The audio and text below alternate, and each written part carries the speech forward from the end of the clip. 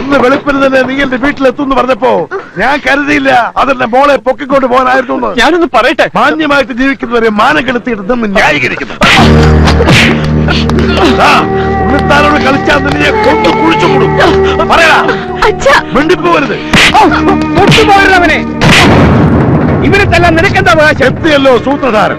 ഇന്നലെ അച്ഛനും മോനും കൂടെ വീട്ടിൽ വന്നത് എന്റെ മോളെ പാട്ടിലാക്കാനുള്ള തന്ത്രവുമായിട്ടായിരുന്നല്ലേ? വിരലൊന്നും ഞൊടിച്ച കൂടെ പോരുന്ന തന്റെ മോളെ പാട്ടിലാക്കാൻ അത്ര വലിയ തന്ത്രമൊന്നും പ്രയോഗിക്കണ്ട. ആമ്പിള്ളേരെ വഴിപിഴപ്പിക്കാൻ നടക്കുന്ന ശവം. തന്റെ ഭാര്യയുടെ സ്വഭാവം ഇവിടെ വിശദീകരിക്കണ്ട. ബാറ്ററി മക്കളിലേക്ക് വന്നില്ലെങ്കിൽ അതിന്റെ സ്വഭാവം താനിപ്പോ അറിയും. എടോ, ജനിപ്പിച്ചാൽ മാത്രം പോരാ, മക്കളെ വളർത്താനും പഠിക്കണം. താൻ മോളെ പഠിപ്പിച്ചത് ഒളിച്ചോട്ടായിരുന്നു. തന്തയില്ലാത്ത പറയരുത്. തന്തയ്ക്ക് പറഞ്ഞാലുണ്ടല്ലോ, കല്യാണ പന്തലിൽ നിന്ന് എന്റെ മോളെ തട്ടിക്കൊണ്ടുപോയി ഇവന്റെ തന്തയ്ക്കും തന്തയുടെ തന്തയ്ക്കും ഞാൻ പറയും. താൻ എന്തോ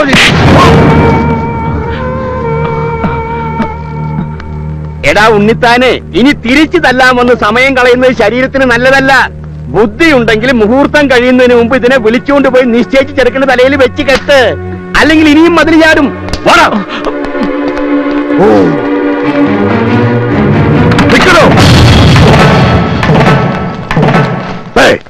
എനിക്ക് തന്നെ സമ്മാനവും വേണ്ട, ഒരു കോപ്പും വേണ്ട. ഇതോടെ നമ്മൾ തമ്മിലുള്ള സകല ഏർപ്പാട് തീർന്നു. പിന്നെ സമയമില്ലാതായിപ്പോയി. ഇല്ലെങ്കിൽ തിരിച്ചു തന്ന് 10 പേജ് തെറി പറയാൻ എനിക്ക് അറിയാൻ വയ്യാഞ്ഞിട്ടല്ല. മുഹൂർത്തമായി പാടി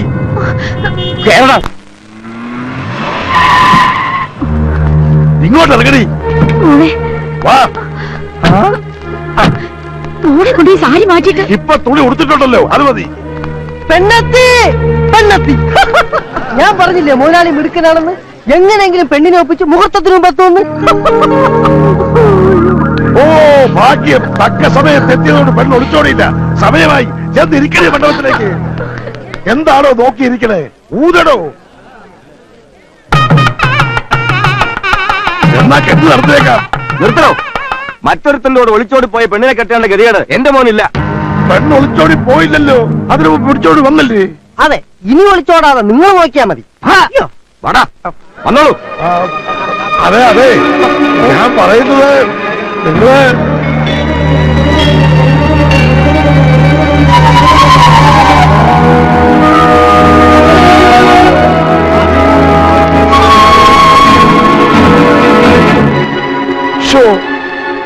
ഉണ്ണിത്താനെ താൻ കാണിച്ചത് വലിയ മണ്ടത്തരമായി പോയി. എന്ത് മോളെ കെട്ടാൻ പറഞ്ഞത്? എന്താ മണ്ടത്തരം?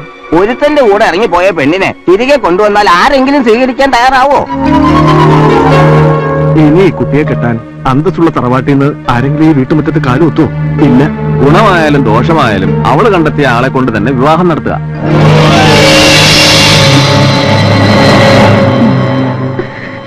പാലത്തിങ്കൽ കുറിപ്പ് തറവാടിത്തത്തിൽ മുതലാളിയെക്കാളും ക്യാമനാ. ഇനി ഒന്നും ആലോചിക്കാനില്ല, ഈ മുഹൂർത്തത്തിൽ തന്നെ നടത്താൻ ശ്രമിക്കുക. എടുത്തുകാർ ഞാനയുടെ തന്തയ്ക്ക് വിളിക്കുകയും ചെയ്തു. സാരമില്ല, മറുപടി ഉടനെ കിട്ടിയായിരുന്നു. അപ്പൊ കരണം പൊട്ടിയൊരെണ്ണം കിട്ടിയില്ലേ? അടിയ ചൂടെങ്ങനെ ഉണ്ടായിരുന്നു? ഇങ്ങനെ ഉണ്ടായിരുന്നു. നിന്ന് കരയാതെ വാടാ കുറുപ്പിന്റെ വീട്ടിലേക്ക്. മോള് വിഷമിക്കാണ്ടിരി, ഞങ്ങളൊന്ന് പോയി സംസാരിക്കട്ടെ. നിന്റെ മനസ്സിനകത്ത് ഇങ്ങനൊരു ആഗ്രഹം ഉണ്ടായിരുന്നെങ്കിൽ നേരത്തെ പറയാമായിരുന്നില്ലേ? ഞങ്ങളത് നടത്തി തരായിരുന്നില്ലേ? നേരത്തെ അറിഞ്ഞിരുന്നെങ്കിൽ ഈ ബന്ധത്തിൽ നിന്ന് ഞാൻ ഇവനെ പിന്തിരിപ്പിച്ചേനെന്ന് പറയാനാ തുടങ്ങിയത്. ഈ ബന്ധത്തിന് എന്താ കുഴപ്പം? എന്തൊരു നല്ല ബന്ധം. എടീ, തറവാട്ടി പറഞ്ഞ പെണ്ണായിരുന്നെങ്കിൽ കല്യാണ ദിവസം ഒളിച്ചോടുമായിരുന്നോ? അപ്പൊ നമ്മുടെ മോനോ? ആണുങ്ങൾക്ക് എന്തു ആവാം. മാത്രമല്ല, പാലത്തെങ്കിൽ കുറുപ്പിന്റെ വീടുമായിട്ടൊരു ബന്ധത്തിന് വട്ടപ്പറമ്പ് ശ്രീധരൻ ഉണ്ണിത്താൻ എന്താണ് ഒരു യോഗ്യത? അടയും ചക്കരയും പോലെ ആയിരുന്നല്ലോ ഇത്ര നാളും. ഇപ്പൊ ഇന്ത്യയും പാകിസ്ഥാനും യുദ്ധവും പ്രഖ്യാപിച്ചു. എന്താ കുഴപ്പമുണ്ട? ഇനി ഇതിന്റെ പേരും പറഞ്ഞ് നിങ്ങൾ തമ്മിൽ യുദ്ധം വേണ്ട. എനിക്ക് ആരോടും പ്രേമമില്ല, ഞാൻ ഒളിച്ചോടിയിട്ടില്ല. പിന്നെ അവളുമായിട്ട് എന്തിനാ നീ സ്റ്റേഷനിൽ ചെന്നത്? അതെന്നോട് ചോദിക്കരുത്.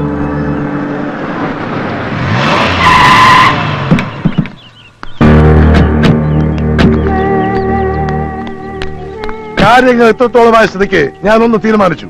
എന്റെ മോളെയും കൊണ്ട് ഒളിച്ചോടിയത് ഏത് തെണ്ടിയുടെ മകനാണ് ശരി, അവനെ കൊണ്ട് തന്നെ കെട്ടിക്കുമെന്ന്. എന്നാ പിന്നെ എത്രയും പെട്ടെന്നതായിക്കൂടെ? അത് പറയാനാണല്ലോ ഇങ്ങോട്ട് വന്നത്. അതെ, ഇനി ഒന്നും നോക്കാനില്ല കുറുപ്പേ. കൊച്ചുകുറുപ്പുമായി ഉടനെ വീട്ടിലെത്തുക, കെട്ടു നടത്തുക. അയ്യോ, എനിക്ക് എന്റെ വീട്ടുകാരും ബന്ധുക്കാരെയൊക്കെ ഒന്ന് അറിയിക്കണ്ടേ? അതിനൊന്നും സമയമില്ല. കെട്ട് കഴിഞ്ഞ് ചെറുക്കനും പെണ്ണും കൂടെ വിരുന്നിന് പോയാ പോരെ? അത് മതിയല്ലേ? പിന്നെ ധാരാളം മതി. എന്നാൽ അത് പോരാ. എനിക്കുള്ളത് ഒരേ ഒരു സന്തതിയാ. അവന്റെ കല്യാണം നാട്ടുകാരും വീട്ടുകാരും അറിഞ്ഞ് അന്തസ്സും തറവാടിത്തമുള്ള കുടുംബത്തിൽ നിന്നായിരിക്കണമെന്ന് എനിക്ക് നിർബന്ധമുണ്ട്. ഈ പറഞ്ഞതിന്റെ അർത്ഥം മുതലാളിക്ക് അന്തസ്സും തറവാടത്തും ഇല്ലാന്നല്ലേ? കണ്ടോ, ഇവന് കാര്യം പറഞ്ഞാൽ മനസ്സിലാവും.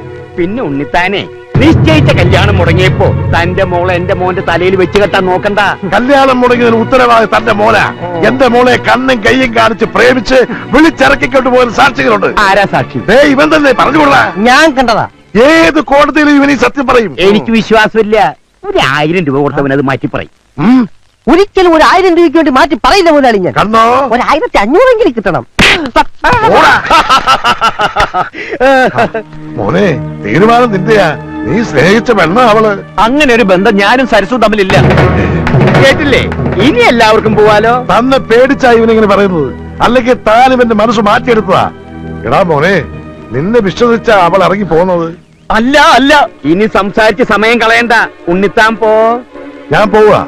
പക്ഷെ ഒരു കാര്യം, എന്റെ മകൾക്കൊരു മംഗല്യമുണ്ടെങ്കിൽ അത് തന്റെ മകനുമായിട്ടായിരിക്കും. ഇന്നല്ലെങ്കിൽ നാളെ ഈ കല്യാണം ഞാൻ നടത്തും. ഉറപ്പാ. പാലത്തെങ്കിൽ കുറിപ്പ് ജീവിച്ചിരിപ്പുണ്ടെങ്കിൽ അത് നടക്കില്ല. ഉറപ്പ്. ഇത് കുറിപ്പിന്റെ ഉറപ്പല്ല, ഈ ഉണ്ണിത്താന്റെ വെല്ലുവിളിയാ. നോക്കിക്കോ.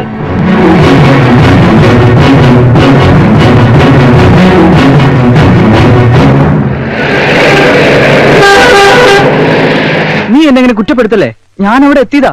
അവിടുത്തെ ബഹളം കണ്ടപ്പോ ഞാനാകെ പേടിച്ചു പോയടാ. ഉണ്ണിത്താനെക്കാട്ടിലും എന്തുകൊണ്ട് മുന്നിൽ നിൽക്കുന്ന കുറുപ്പിന്റെ മകനായ നിന്നോട് പെരുമാറിയത് ഇങ്ങനെയാണെങ്കിൽ പിന്നെ എന്റെ കാര്യം പറയണോ? ആ നിമിഷം തല്ലിക്കൊന്ന് റെയിൽവേ ട്രാക്കിൽ ഇട്ടാനെ. എന്തായാലും ആ കല്യാണം മുടങ്ങിയല്ലോ, സമാധാനമായി. നിന്നോട് എനിക്ക് നന്ദിയുണ്ടാ. നന്ദി. ഇപ്പൊ പുലിവാല് പിടിച്ചത് ഞാനാ. എന്റെ ജീവിതമല്ലേ തുളഞ്ഞത്. ഞാൻ അവളെ പ്രേമിച്ച് വഞ്ചിച്ചു എന്ന് നാട് മുഴുവൻ പാട്ടാ. എല്ലാവരോടും സത്യം തുറന്ന് പറയാൻ പോവാ ഞാൻ. വേണ്ടടാ, പറഞ്ഞ എന്നെ അറിയിക്കാതിരുന്ന നിന്റെ പെണ്ണെ ഞാൻ കെട്ടേണ്ടി വരും. എന്നെ കൊണ്ട് കെട്ടിക്കുന്ന വെല്ലുവിളിച്ചാ ഉണ്ണിത്താൻ പോയിരിക്കണേ. അങ്ങനെയൊന്നും സംഭവിക്കില്ല. അയാൾ കെട്ടിക്കാൻ വരുമ്പോ ഞാനങ്ങോട്ട് നിന്നു കൊടുക്കല്ലേ. എന്താ നാണക്കേടുന്ന് രക്ഷപ്പെടാൻ ഒരു മാർഗം? എല്ലാം ഒന്ന് കലങ്ങി തെളിയും വരെ എങ്ങോട്ടെങ്കിലും മുങ്ങിയാലോ എന്ന് ആലോചിക്കുക. അത് നല്ലതാ. പക്ഷെ നിന്റെ അച്ഛൻ അച്ഛന്റെ സമ്മതം കിട്ടിയിട്ട് അക്കാര്യം ചിന്തിക്കേ വേണ്ട. പറയാതെ മുങ്ങ, അത്ര തന്നെ. ബാംഗ്ലൂർക്ക് വിട്ടാലോ? ബാംഗ്ലൂരോ? അവിടെ ആരാ ഉള്ളേ? ഞാൻ പറഞ്ഞിട്ടില്ലേ എന്റെ ഇന്റിമേറ്റ് ഫ്രണ്ട് അനിയൻകുട്ടിയെ കുറിച്ച്. എന്റെ കൂടെ കോളേജിൽ പഠിച്ച കാർത്തിക്. അച്ഛനും അമ്മയും സ്റ്റേറ്റ്സ്. ഒരേ ഒരു മകൻ. Super setup. മൊത്തത്തിൽ അവൻ അവിടെ അടിച്ചു പൊളിക്കാം. അപ്പച്ചൻ പോയ പിന്നെ ഭക്ഷണ ഹോട്ടലിൽ നിന്നാ. ഇവിടുത്തെ എല്ലാ കാര്യങ്ങളും നോക്കുന്ന അപ്പച്ചനാ. എന്റെ ഓരോ ഗേൾഫ്രണ്ട്സിന്റെ ഫോൺ നമ്പർ അപ്പച്ചന് ബൈഹാത്താ. ഗേൾഫ്രണ്ട്സിന്റെ കാര്യത്തിലൊക്കെ അപ്പച്ചൻ ഇടപെടും. പിന്നെ സത്യത്തിൽ എന്റെ മിക്ക ലൈനുകളും ക്ലിയർ ആക്കി തരുന്ന അപ്പച്ചനാ. ഞങ്ങള് കൂട്ടുകാരെ പോലെ. നല്ല അപ്പച്ചൻ. അപ്പച്ചനായിരിക്കും.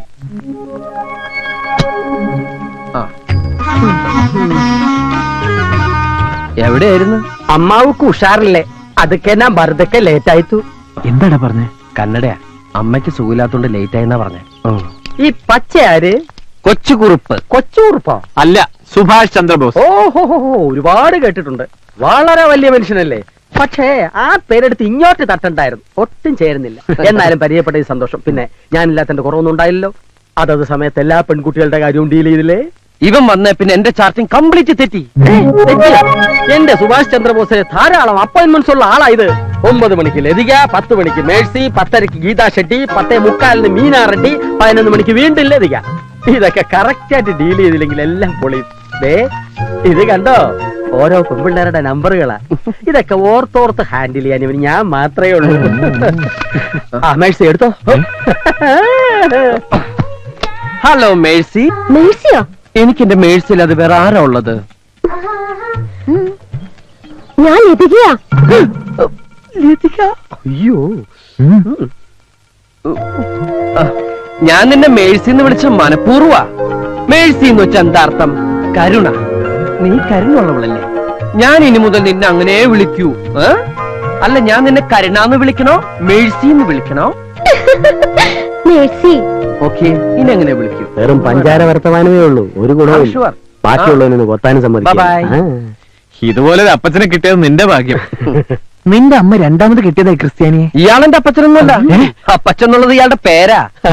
കാറ്റും വെയിലും കൊള്ളാതെ ഇവനെ സംരക്ഷിക്കാനാ അമേരിക്കയിലെ തന്തയും തള്ള എന്നെ ഏർപ്പാടാക്കിയത്. ഇപ്പോഴിതാ സകല തരിയടക്കി ഞാൻ ആ കൂട്ട്. എന്നെ ഇവൻ വളച്ചൊടിച്ച് ഇങ്ങനെ ആക്കിയതാ.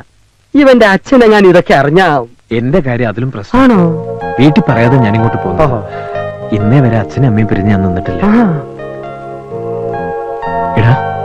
എനിക്ക് വീട്ടിലേക്കൊന്ന് ഫോൺ ചെയ്യണം. അപ്പൊ നീ ഇവിടെ ഉണ്ടെന്ന് അറിയില്ലേ?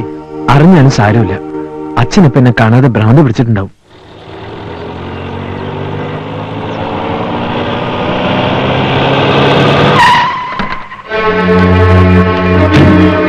ഉണ്ണിത്താനെ ഇറങ്ങി വാടോ. അല്ല ഇതാര് കുറിപ്പോ? അപ്പൊ തനിക്ക് വീണ്ടും വിചാരം ഉണ്ടായല്ലേ? എനിക്കറിയായിരുന്നടോ തന്റെ മോന് വേണ്ടി താൻ എന്റെ കാല് പിടിക്കാൻ വരുമെന്ന്. വാ അകത്തോട്ടിരിക്കാം, എന്നിട്ട് ബാക്കി കാര്യങ്ങൾ സംസാരിക്കാം. ഞാൻ തന്റെ സൽക്കാരം സ്വീകരിക്കാനും കാല് പിടിക്കാനും വന്നതല്ല. അല്ലേ പിന്നെ? എന്റെ മോനെ താൻ എവിടെ ഒളിപ്പിച്ചു വെച്ചിരിക്കുന്നേ? പറയടാ നാട്ടി ഉണ്ണിത്താനെ. എന്റെ വീട്ടിൽ കയറുമെന്നാണ് ആവശ്യം പറഞ്ഞാൽ അടിച്ച് കാല് തല്ലി ഒടിക്കാൻ എനിക്കറിയാൻ വയ്യാഞ്ഞിട്ടല്ല. എന്റെ മോൻ അമ്മായിയച്ഛന്റെ കാല് തല്ലി ഒടിച്ചു എന്ന പദവി എനിക്ക് വേണ്ടാച്ചിട്ടാ. അയ്യടാ, ആ പൂജ അങ്ങ് മനസ്സിൽ വെച്ചാ മതി. മര്യാദയ്ക്ക് എന്നെ മോനെ വിട്ടു തരുന്നില്ലയോ? ഇവിടെ കിടന്ന് ഒച്ച ഉണ്ടാക്കരുത്. ഇവിടെ ചോദിക്കാനും പറഞ്ഞ ആണുങ്ങളുണ്ട്. തന്റെ മോനെ ഞങ്ങളെ മോളെ കൊണ്ട് പിടിച്ചങ്ങ് കെട്ടിച്ചു. താൻ എന്തോ ചെയ്യും? ഇതൊക്കെ പറഞ്ഞാ പോലെ പ്രവർത്തിക്കുന്നു. പോടാ, അപ്പൊ കെട്ടിച്ചു കഴിഞ്ഞു അല്ലേ? അതെ, പിടിച്ചു കെട്ടിച്ചു. ഞാൻ രണ്ടുപേരെയും കാശ്മീരിലേക്ക് ഹണിമൂൺ അയച്ചിരിക്കുക. അത് കഴിഞ്ഞ് സ്വിറ്റ്സർലാൻഡ് വഴി ഉഗണ്ടായി ചെന്ന് പ്രസവമൊക്കെ കഴിഞ്ഞിട്ടേ വരൂ. താ കൊണ്ടുപോയി കേസ് കൊടുക്കും. മുടുക്കും ഞാൻ. ഇതിന്റെ പേരിൽ ഉണ്ണിത്താൻ കോടതി വരാൻ കയറി ഇറങ്ങും. എന്റെ വീട് പണയം വെച്ചിട്ടായാലും ശരി, തന്നെ ഞാൻ അഴി എണ്ണിക്കും. നോക്കിക്കോ. പ്രേമിച്ചിട്ടില്ല, ഒളിച്ചോടിയതല്ല എന്നൊക്കെ പറഞ്ഞ് അവൻ നമ്മുടെ മുമ്പിൽ നാടകം കളിക്കായിരുന്നു. പ്രസവം ഉഗാണ്ടയിൽ വെച്ചാണെന്ന്. ഉഗാണ്ടയിലോ? അവനിപ്പോ എവിടെയുണ്ട്? അവൻ പോയിരിക്കാടി ഹണിമൂണിന് കാശ്മീരിലേക്ക്. നമുക്ക് പോലീസ് പരാതി കൊടുത്താലോ? ഹണിമൂണിന് കാശ്മീരിലേക്ക് പോയതിനോ? അതല്ല മനുഷ്യ, അവനെ കാണാനില്ലെന്നും പറഞ്ഞ്.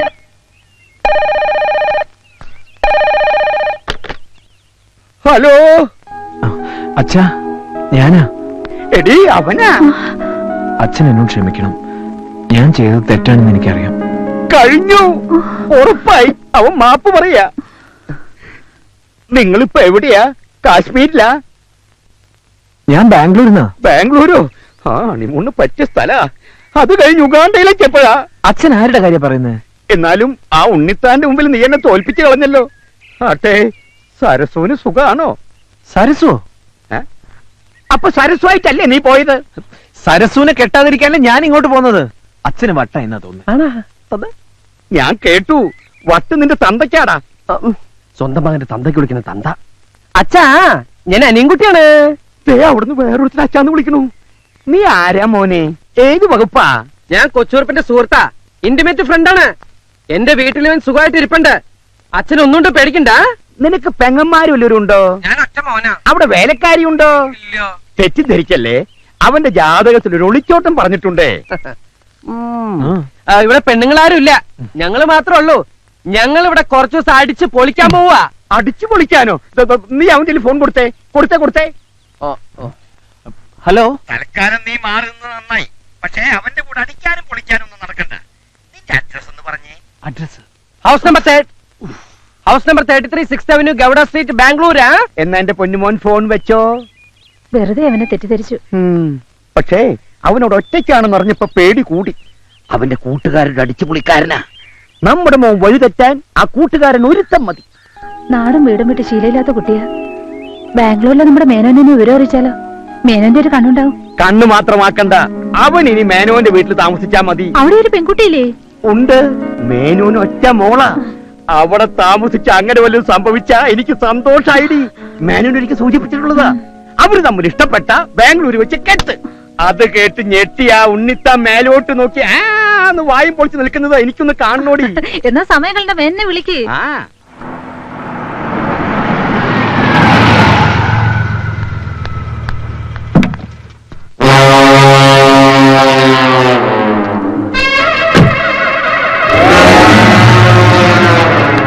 അനിയൻകുട്ടി കുഴപ്പമായെന്ന് തോന്നുന്നു. ക്രൂരന്റെ ഭാവത്തിലുള്ള ഒരു തടിയും വന്നിരിക്കുന്നു. അയാളുടെ വരവിൽ എന്തോ പന്തികേടുണ്ട്. ഗീതയുടെ അച്ഛനായിരിക്കും. അയാൾക്ക് ക്രൂരഭാവം ഇല്ലോ. പിന്നെ ജയശ്രീയുടെ അച്ഛൻ അയാൾ സ്ഥലത്തില്ലല്ലോ. ഓ, മനസ്സിലായി, ശാന്തിയുടെ ഡാഡി. എന്താ പ്രശ്നം? പ്രശ്നം നിസ്സാരം. ഇന്നലെ ഞാൻ ശാന്തിയുടെ ഐസ്ക്രീം പാർലറിൽ നിന്ന് ഇറങ്ങി വരുന്നത് അവളുടെ അച്ഛൻ കണ്ടു ശാന്തി വിളിച്ച് പറഞ്ഞിരുന്നു. അത്രേ ഉള്ളൂ. ഫ്രണ്ട്സ് ആണെന്ന് പറയാം. എന്റെ കൂടെ കാർ കയറി പോകുന്നതും കണ്ടു. ലിഫ്റ്റ് കൊടുത്തു എന്ന് പറയണം. പിന്നീട് ഞങ്ങൾ ഒരുമിച്ച് സിനിമയ്ക്ക് കയറുന്നത് കണ്ടോ എന്നൊരു സംശയം. കൈവിട്ടു പോയി. എങ്കിൽ ശാന്തിയുടെ ഡാഡി തന്നെ ആയിരിക്കും അനിയൻകുട്ടി. നീ പേടിക്കണ്ട, ഇത് ഞാൻ ഡീൽ ചെയ്തോളാം. വേണേ കണ്ട് പഠിച്ചോ. Hi uncle. ഹായ്. വരണം വരണം ഇരിക്കണം. Yes. ശാന്തിയുടെ ഡാഡി ഇല്ലേ? അല്ല, ഞാൻ ശാലിനിയുടെ ഡാഡിയാണ്. ഏതാ ഈ ശാലിനി? പേര് നമ്മുടെ ലിസ്റ്റിൽ ഇല്ലല്ലോ. എന്താ പിറുപിറുക്കുന്നേ? നിനക്കെന്നെ മനസ്സിലായില്ലേ? ഇല്ല. അതെങ്ങനാ? ചെറുപ്പത്തിൽ കണ്ടതല്ലേ? ഞാൻ മേനോൻ, GK മേനോൻ. നിന്റെ അച്ഛൻ ഏ? പാലത്തിങ്കൽ കുറുപ്പന്നെ വിളിച്ചിരുന്നു. ഞെട്ടണ്ട, ഞങ്ങള് പഴയ സുഹൃത്തുക്കളാ. ഇതാരാ? ഇത് എന്റെ ഫ്രണ്ടാ. ആ, ഈ ഫ്രണ്ടിനെ കുറിച്ചും അച്ഛനോട് പറഞ്ഞിരുന്നു. ഇവൻ ആള് ശരിയില്ലെന്നും ഇവന്റെ കൂടെ കൂടിയാ വഴിതെറ്റി പോകുമെന്നും. അതുകൊണ്ട് നിന്നെ കൂട്ടിക്കൊണ്ടുപോവാനാ ഞാൻ വന്നത്. ഇയാളാളും മാറി സംസാരിക്കുന്നത്. എന്നാ എന്റെ വീട്ടിലേക്ക് പോവാം. നീ പോവുള്ളൂ, ഞാൻ പോവില്ല. എന്ന് പറഞ്ഞാൽ എങ്ങനെയാ? ഞാൻ പോവില്ല, അത് തന്നെ. നിങ്ങൾ എന്താ പിറുപിറുക്കണെന്ന് എനിക്ക് മനസ്സിലായി. അങ്കിളിനൊരു പ്രായപൂർത്തിയായ മോളില്ലേ? ഞാൻ അവിടെ താമസിക്കുന്നത് ശരിയാണോ? ഇതൊക്കെയല്ലേ? ഞാൻ അതും നിന്റെ അച്ഛനോട് സംസാരിച്ചിരുന്നു. അപ്പൊ പറയാണ് എന്റെ മോളുമായ ഒരു അലയൻസിന് താല്പര്യമുണ്ടെന്ന്. നിന്നെ എനിക്ക് ബോധിച്ചു. അങ്കിളിന്റെ മോള് അങ്കിളിനെ പോലെയാണോ? എന്താ അങ്ങനെ ചോദിച്ചത്? തീരുമാനം ഇവിടെ വെച്ച് തന്നെ പറയാമല്ലോ എന്ന് കരുതിയിട്ടാവും. എന്നാൽ എന്റെ മോൾ എന്നെ പോലെയല്ല, അവളുടെ അമ്മയെ പോലെയാ, സുന്ദരി. എന്നാ പോവാം. ഓക്കേ. 1 മിനിറ്റ്. ആ, നിനക്ക് പോകാൻ വയ്യെന്നല്ലേ പറഞ്ഞ് വാക്ക് മാറരുത്. ആ ശാലിനി കുട്ടി എനിക്ക് വേണ്ടി ജനിച്ച അങ്കിൾ ഐ എം കമ്മിങ്. അവന്റെ യോഗം.